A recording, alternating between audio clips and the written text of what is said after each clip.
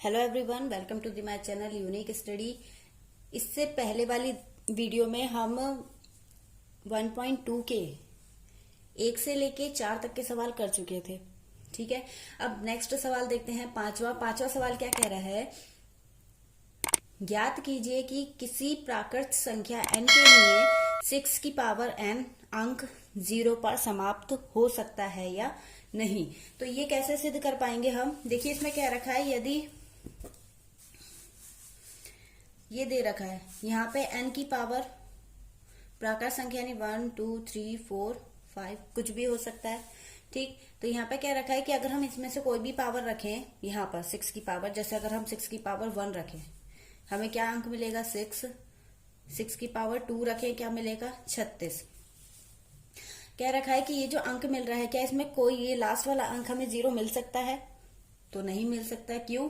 क्योंकि जब हम 6 की पावर n को ब्रेक करेंगे तो 3 इंटू 2 इसमें ब्रेक होगा। ठीक है, और 0 एक ही कंडीशन पे आता है, जब 5 की गुणा हम 2 से करते हैं तब हमें एक 0 मिलता है, यानी हमें 0 लाने के लिए ये 2 चाहिए। अब इसमें अगर हम देखें तो इसमें 2 तो आ रहा है लेकिन 5 नहीं आ रहा है, तो हम यहाँ पर लिख सकते हैं कि यदि 6 की पावर n का मान, यहां तक मैंने समझाया है, एक ऐसी संख्या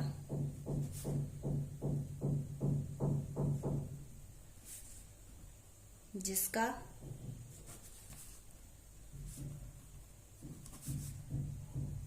अंक 0 यानी 0 है, तो 6n 5 से विभाज्य होगा।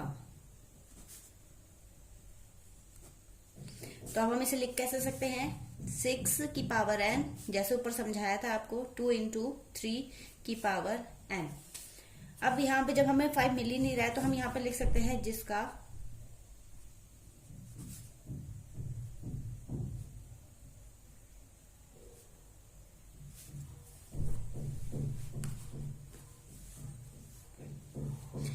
आशय है कि 6 की पावर n के अभाज्य गुणनखंड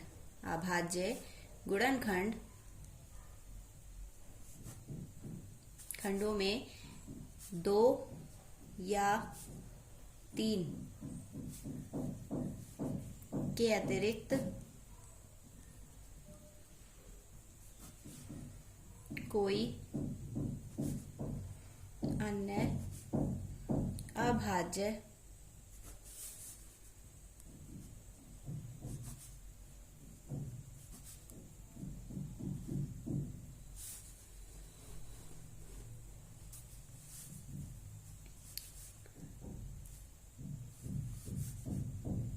इसलिए 6n का कोई गुणनखंड 5 नहीं हो सकता। जब गुणनखंड 5 ही नहीं होगा तो हमें 0 मिलेगा नहीं। अभी आपको कंडीशन बताई थी कि 0, अगर हमें 0 चाहिए किसी संख्या में तो उसकी 5 या 2 आना चाहिए उस गुणनखंड में। तो यहाँ पे 2 तो आ रहा है लेकिन 5 नहीं आ रहा, तो यहाँ पे लिख सकते हैं अतः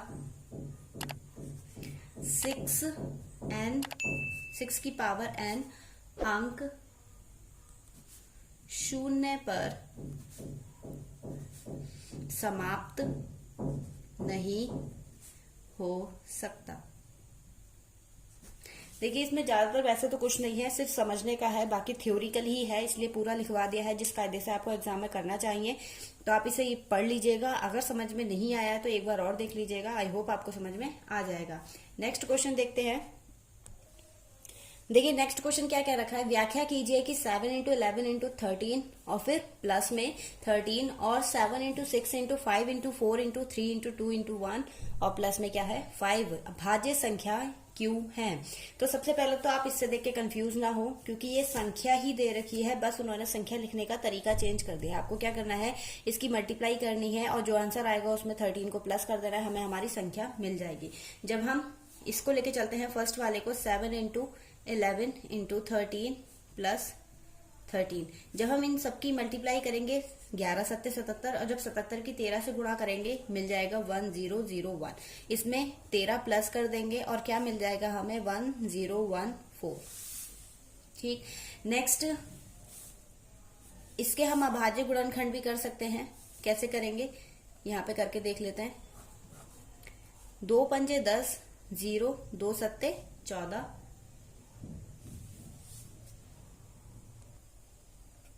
ठीक। फिर 3 से 3 ही कम 3, 2 बचेगा,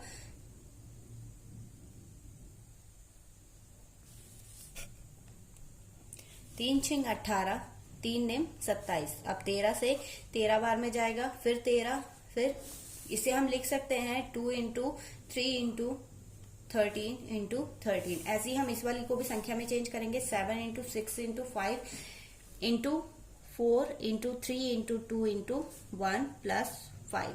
जब इन सबकी मल्टीप्लाई करेंगे क्या मिल जाएगा हमें 5040। मल्टीप्लाई करके आप चेक कर सकते हैं, ठीक है। फिर प्लस 5 करेंगे, क्या बन जाएगा हमारी संख्या 5045। अब इसके गुणनखंड कर लेते हैं। किससे कटेगा 5 से, 5 ही कम 5, 5 ने 45। फिर अभी किसी से नहीं कटेगा आई थिंक, क्योंकि यह अभाज्य संख्या मिल गई हमें, तो हम इसे लिख सकते हैं 5 इंटू 1009। ठीक, अब देखिए इसमें क्या कह रखा था, इन्होंने कह रखा था कि ये भाज्य संख्याएं क्यों हैं। यहाँ पे अभाज्य कंडीशन होने की क्या होती है कि जो भी संख्या है अगर वो सिर्फ अपने पहाड़े से कट रही है तब तो वो अभाज्य हो गई, ठीक। लेकिन यहाँ पे हमने चेक करा कि इसके गुणनखंड हो रहे हैं, मतलब ये और पहाड़ों से भी कट रही है, 2 से भी, 3 से भी, 13 से भी, ठीक। ऐसे ही ये 5 से भी कट रही है, अपने आप के पहाड़े से भी कट रही है और 1 के पहाड़े से भी कट रही है। तो यहाँ पे हम लिख सकते हैं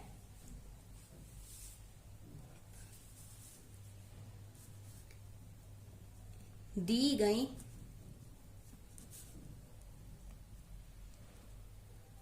संख्याओं के गुणनखंड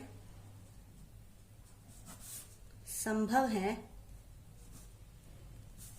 अतः ये संख्याएं कैसी हो गई, भाज्य संख्याएं हैं।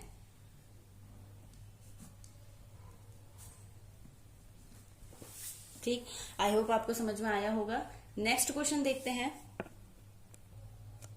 देखिए नेक्स्ट क्वेश्चन क्या दे रखा है, किसी खेल के मैदान के चारों ओर एक वृत्ताकार पथ है, यानी कोई हमारा खेल का मैदान है, उसके चारों ओर जो है वो वृत्ताकार पथ यानी रास्ता बनाया गया है। इस मैदान का एक चक्कर लगाने में सोनिया को 18 मिनट लगते हैं, ठीक।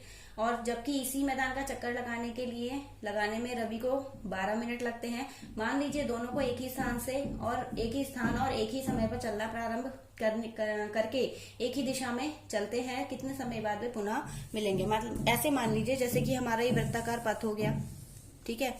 दोनों को यहाँ से चलना स्टार्ट करवाया जाता है। अब एक की स्पीड जो है वो तेज है, एक की स्पीड हल्की है, तो एक तो अपना चक्कर पूरा कर लेगा, ठीक। यहाँ पे वेट करेगा किसका, दूसरे वाले का चक्कर पूरा होने का, यानी उसका कुल टाइम बताना है कि वो कितने टाइम बाद मिलेगा। तो जब ऐसी कुछ कंडीशन बनती है तो हमें एचसीएफ की जगह एलसीएम फाइंड करना होता है, जब दोनों का कंपेयर करना पड़ता है।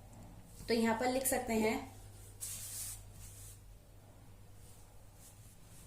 सोनिया द्वारा 7th सोनिया द्वारा लिया गया समय, कितना समय ले रही है वो एक चक्कर लगाने में, 18 मिनट, ठीक।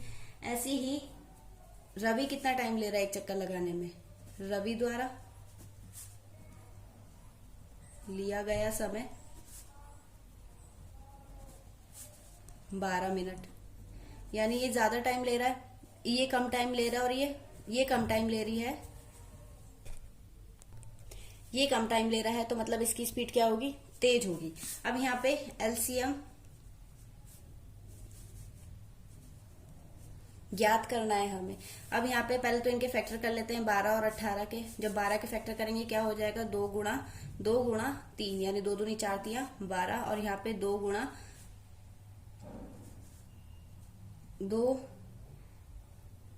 3 गुणा 3। अब देखिए एलसीएम कैसे निकालते हैं, आपको बताया था जो कॉमन हो उसे तो एक बार, यानी ये कॉमन आ रहा है और ये कॉमन आ रहा है, इसे तो एक एक बार लिखेंगे 2 इंटू 3, और ये जो बच रहा है इसको भी लिख देंगे 2 इंटू 3। 3 दूनी 6, 3 दूनी 6 और 6 36 मिनट बाद। वो एक दूसरे से कब मिलेंगे? 36 मिनट बाद। तो ये आपकी एक्सरसाइज का लास्ट सवाल था। ज्यादा टफ नहीं है, इजी है, बस इसकी थ्योरी थोड़ी बड़ी सी दे रखी है तो उससे कोई कंफ्यूज ना हो। इसमें सिर्फ एलसीएम फाइंड करना था और कुछ नहीं। तो वो दोनों 18 मिनट बाद मिलेंगे। ये आपकी एक्सरसाइज 1.2 कंप्लीट हो गई। अब नेक्स्ट वीडियो में हम कोशिश करेंगे कि आपकी 1.3 कंप्लीट करवा दें। Thank you.